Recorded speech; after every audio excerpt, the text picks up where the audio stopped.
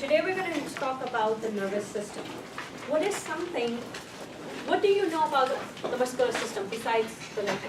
What do you guys know so far? Let's ask you, what does contraction rely on? Well, okay, so muscles contract. So what allows, interaction of what allows muscles to contract? Electric impulse is needed, but that's interaction doesn't happen between. No? No?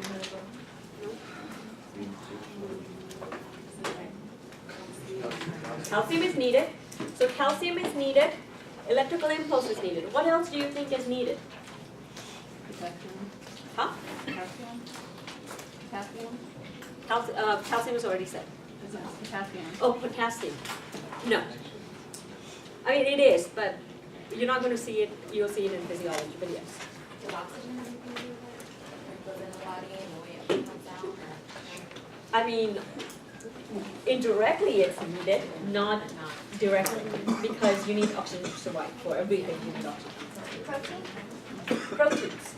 Okay? Does anybody know the proteins which are found within the muscle that allows, when those two proteins interact, we have contraction going on?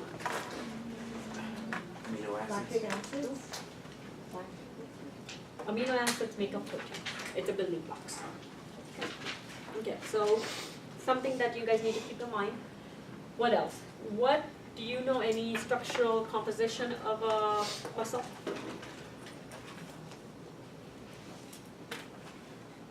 Any structurally structured? Because of course muscle also has unique structures. You guys have any idea? Okay, what does a tendon do? It attaches muscle to a bone, but it's not a fundamental part of a muscle.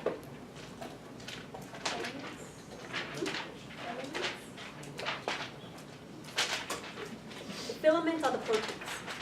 Okay? So, when we study today, the reason I'm doing it is because the dean wants us to, the instructors, to basically form the objective. So what should you be gaining out of this lecture? Okay, so what are necessary components of a muscle contraction?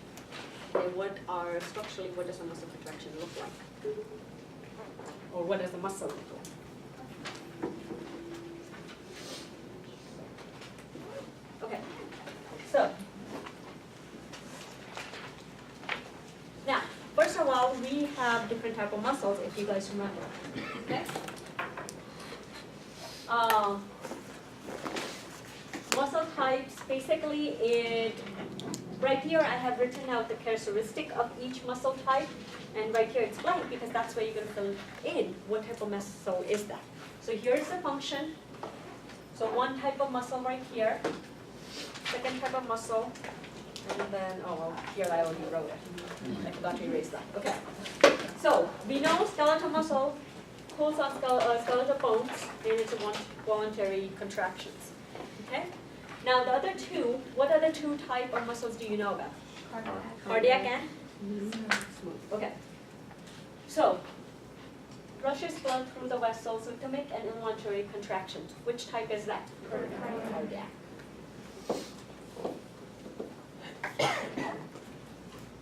And of course the third one, the one that's left, but rushes fluids and solids along the digestive tract, for example, is the digestive tract. Involuntary contractions. Smooth. And skeletal, we already talked about it. So three types of muscles. Now all three of these muscle types have certain fundamentals in common. All of them are excitable. When I say excitable, what does that mean?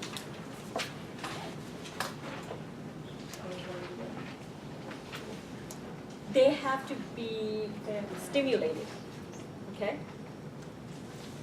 They have to be stimulated. I do a positive for stimulated or activated, okay? By what? What allows that muscle cell to get stimulated or activated? Basically chemicals or electrical signals, okay? Other thing that they all have in common is that they contract and they relax. When they contract, the muscle cell actually gets shorter. Okay? When they relax, it goes back to its original size. So contract meaning gets shorter. Okay, so a muscle cell or muscle is this long. When they contract, they actually get shorter. Okay? Now, when they get shorter, basically when they contract, what happens? For skeletal muscle, it's pulling on something, correct?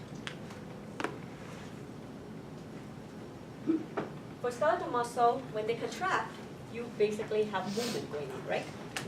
How about for the heart, for cardiac muscle? What happens when they contract? Pumps blood. Okay. How about for the smooth muscle, the digestive tract? What do you think happens when the muscles contract? It moves food along, or it allows food to be absorbed, or something like that. Okay. Does that make sense? Basically, contraction is dependent on contractile proteins. I doesn't write it. Okay, so contraction due to contractile proteins.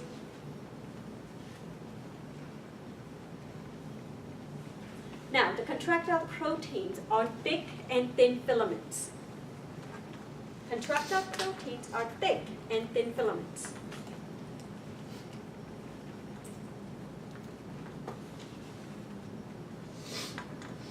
Now, what does it mean that the muscle relaxes? It means it's not working anymore. It's at a relaxed state. So it actually goes back to its original length or size. Okay? And again, there's no more interaction between the contractile proteins. Does that make sense? So when the contractile protein interact, there's contraction. When they do not interact, there's relaxation. Okay? Now let's look at a muscle cross section. So if I have a muscle, and if I cut it, and if I look from the top, what does it look like?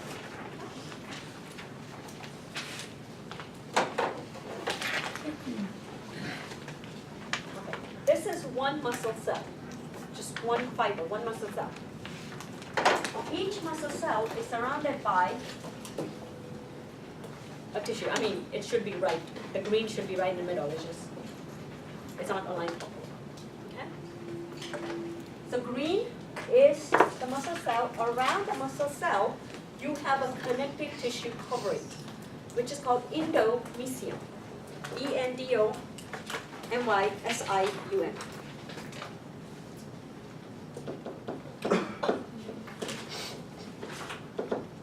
Endomysium. It's a connective tissue covering. So basically, we have multiple muscle fibers or muscle cells. Okay. So here's a muscle cell, here's a muscle cell, muscle cell, muscle cell, muscle cell, muscle cell. Each of them are enclosed with a connective tissue covering called the endomysium. Now, doesn't this look like it made a bundle? So basically, multiple muscle cells come together forming a bundle. That bundle is surrounded by another connective tissue covering, okay, which is called a perimysium. Peri means around. Endo means inside. So this is the innermost, right? That with endo. This is around. Peri means around. It's around multiple muscle cells. Okay.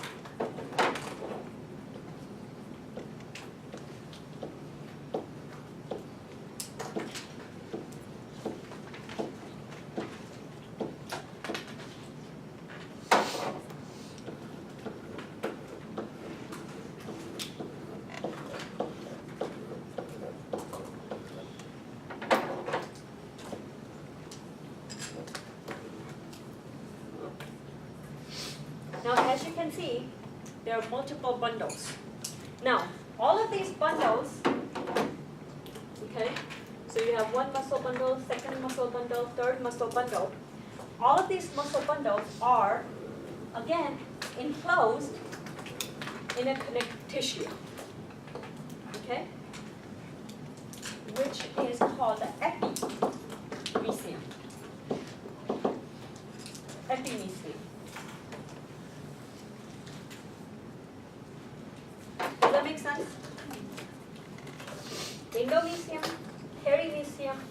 epimysium, epimysium. Epi means is the top one. Okay? Now, epimysium, perimysium, and endomysium. Oops, I should have drawn that blue. They all come together forming the tendon.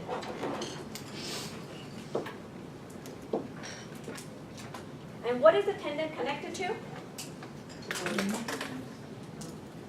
Wow. Funny looking bone. Before bone.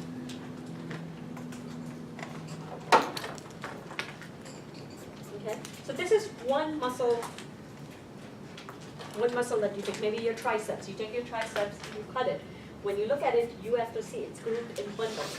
What is the bundle made up of? It's actually muscle cells. Okay. Does that make sense? Now, do you see any blood supply?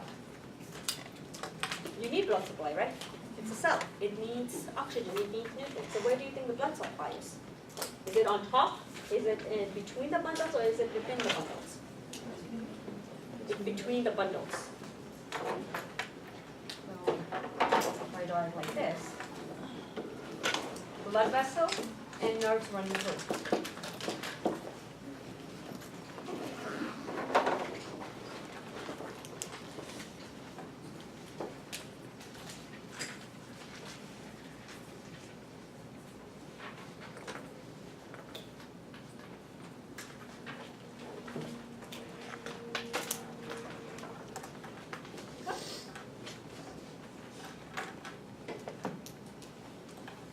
So right here,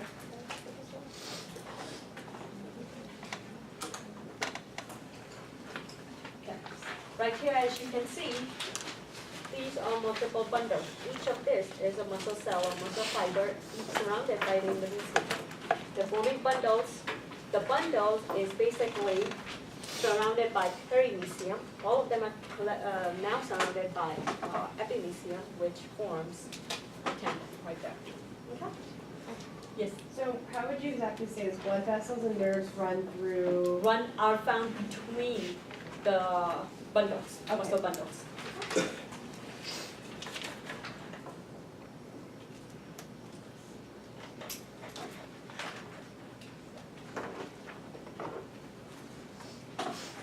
Now, cut this slide in half because we're going to draw something right here, we're going to draw something right here.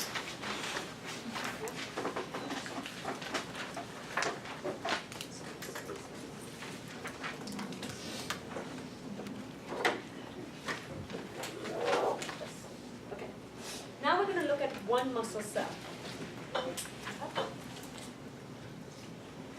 you guys have any question on the cross section? It's simple enough, right? Are they all connected tissue? Yes. Endomysium, perimysium, epimysium, all connected tissue. Yes. Is a muscle fiber the same as a muscle cell? Or Yes. Okay. Yes. Muscle cell, muscle fiber is the same. Now I'm going to draw just one muscle fiber, one muscle cell. Now I'm going to actually, that was a cross section of a skeletal muscle. This is basically again skeletal muscle. Okay?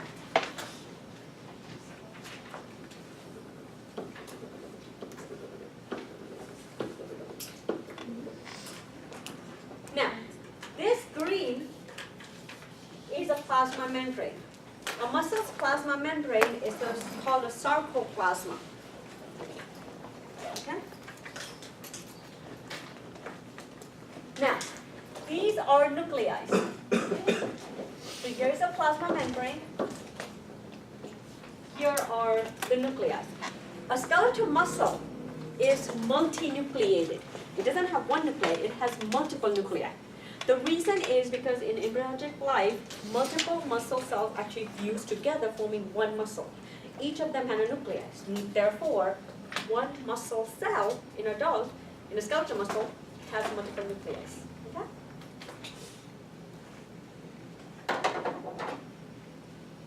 Now, rest of the cell is filled with structures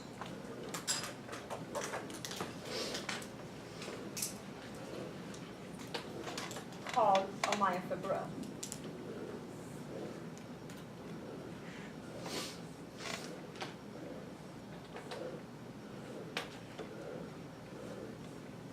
Okay. So this is a myo.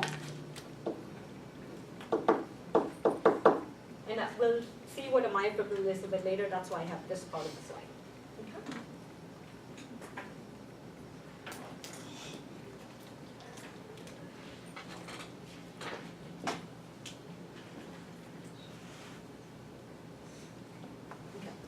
Do you see that here's a myofibril, myofibril, myofibril, but the myofibril, but in here there's a space.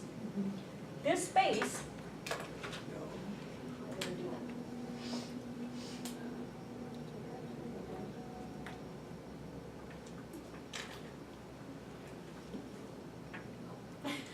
okay. What is creation? I don't know what's.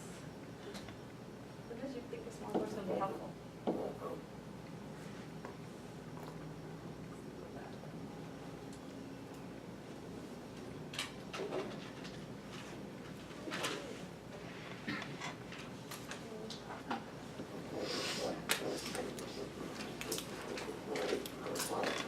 This is basically a passageway.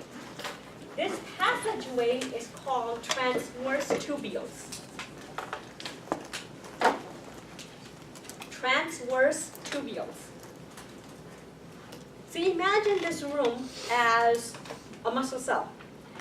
Each table, okay, is basically a what? Myofibril. Do you see the walkway where I am able to travel? That is a transverse tubule. Okay, what do you think the function of this hallway is? To allow something passage, okay? What T tubules allow to go through is actually electrical impulse. So electrical impulse from the surface is able to go to the interior of the cell. So if I'm electrical impulse, I'm at the beginning or on the top, and I'm able to go interiorly to the muscle cell via this transverse tubules or T tubules. Okay, sometimes abbreviated, I might say T tubules instead of saying transverse, it's the same thing. Now, usually,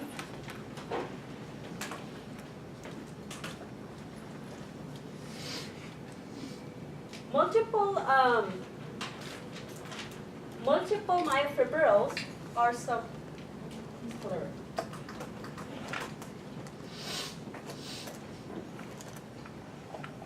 Well, pretend this is another color, which I can't seem to do.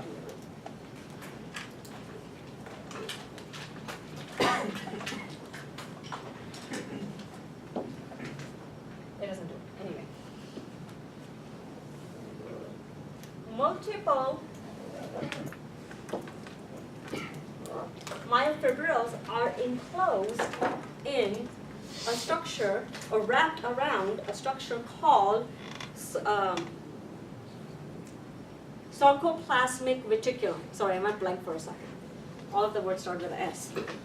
Okay? So now, let's say I take a sheet. Okay?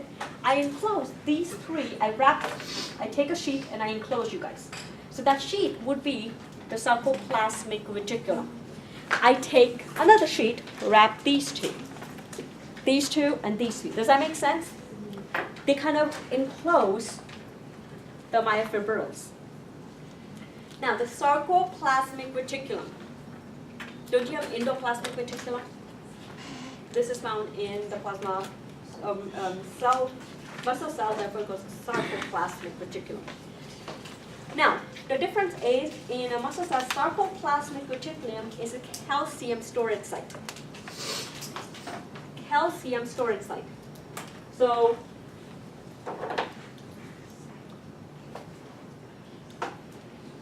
this right here has calcium. Does that make sense? So the sarcoplasmic reticulum is a calcium storage site. Okay? So myofibrils are enclosed by a structure called sarcoplasmic reticulum. Just imagine I put a sheet around you guys. Okay? Now, what does a myofibril contain? Okay? Myofibrils, so now let's look at one myofibril. Let's take one of these and now enlarge it right here.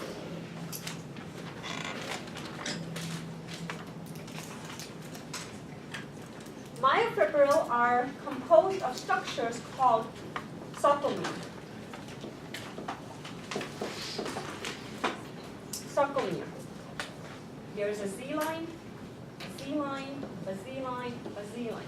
So one sarcomere extends from one Z line to the next. This is the length of one sarcomere. So a myofibril is just filled with sarcomeres. Okay? Does that make sense? So each of you is a sarcomere. Here's a sarcomere, here's a sarcomere, here's a sarcomere. Isn't the desk just full of sarcomeres or full of students? A myofibril is enclosed or just made up of sarcomeres. Okay? Does that make sense? Now, what does a sarcomere, what is the importance of a sarcomere? Sarcomere contain, but the one thing is sarcomere extends from one Z line to the next. Sarcomere contains contractile proteins. Okay? And when these proteins interact, we have contraction. Does that make sense? So remember we were looking at muscle cell cross-section. You saw multiple bundles. Within the bundle, it was made up of multiple muscle cells. This is just one muscle cell. Okay? And then, basically, each myofibril is made up of multiple sarcomeres. That's all it is. What is important sarcomere? It actually contains contractile proteins. So you can see right here, this is the transverse tubules. Enclosed, like the sheet-like structure, are the sarcoplasmic reticulum. Okay? Now right here is one myofibril. You take one myofibril, and you could see a Z line, and from one Z line to the second Z line is a sarcomere. This is where you have thick and thin filaments, or the contractile proteins. Okay? Now let's look at our sarcomeres in more detail. Any questions so far? You guys understand it?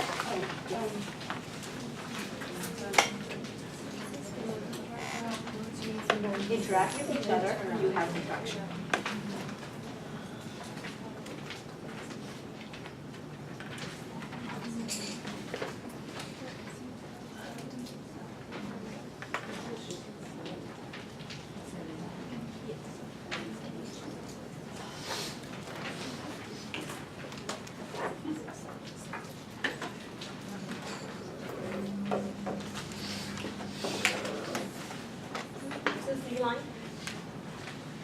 Here's a Z line.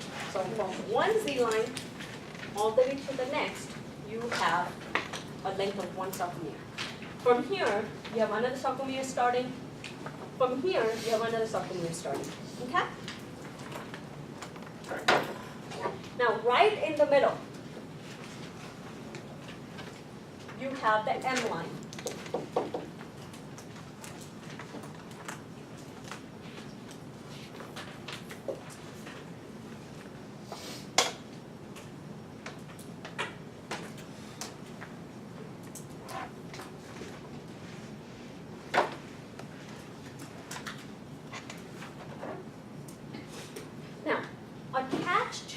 Because remember I said sarcomere contains contractile proteins. What are contractile proteins? Thick and thin filaments. Okay? Attached to the Z line and going towards the interior